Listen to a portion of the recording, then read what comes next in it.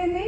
ఆంధ్రాలో కలిసి ఉన్నప్పుడు మనకు నీళ్లు కావచ్చు, నియామకాల్లో కావచ్చు, అదేవిధంగా నిధుల్లో కావచ్చు మనకు అన్యాయం జరుగుతుందని చెప్పేసి ఎలాగైనా తెలంగాణని సాధించాలని చెప్పేసి కేసీఆర్ గారు తెలంగాణ సాధించడం జరిగింది.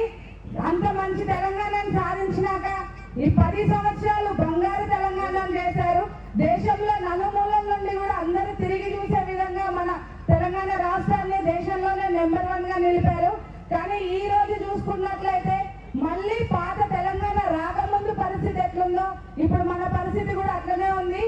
ఎందుకంటే రైతులు కావచ్చు, ఇప్పుడు మనకు రాబోయే రోజుల్లో సర్పంచ్ ఎలక్షన్ వస్తున్నాయి కాబట్టి ముఖ్యంగా రైతులు చాలా ఇబ్బంది పడుతున్నారు.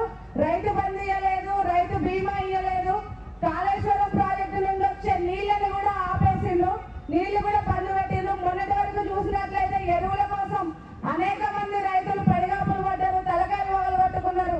అయినా కానీ కనికరం లేకుండా కాంగ్రెస్ గవర్నమెంట్ ఒంటెద్దు పోకడతోటే వ్యవహరించింది. దాన్ని అందరం కూడా మనం గమనించాలి.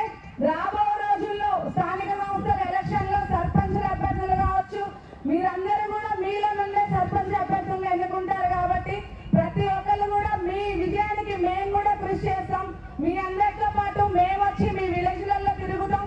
తెలంగాణ కోసం కేసీఆర్ ఎట్లా కష్టపడ్డాడో, ఈ 10 సంవత్సరాల్లో ఎంత అభివృద్ధి చేసిందో, ఈ 3 సంవత్సరాల్లో ఈ కాంగ్రెస్ గవర్నమెంట్ ఎంత దాన్ని నీరు గార్చిందనే విషయాన్ని మనం ప్రజల్లోకి తీసుకెళ్ళాలి, ప్రజల్లోకి తెలియజేయాలి అని చెప్పేసి ఈ సందర్భంగా నేను తెలియజేస్తున్నాను. అవకాశం ఇచ్చినందుకు ధన్యవాదాలు. జై తెలంగాణ.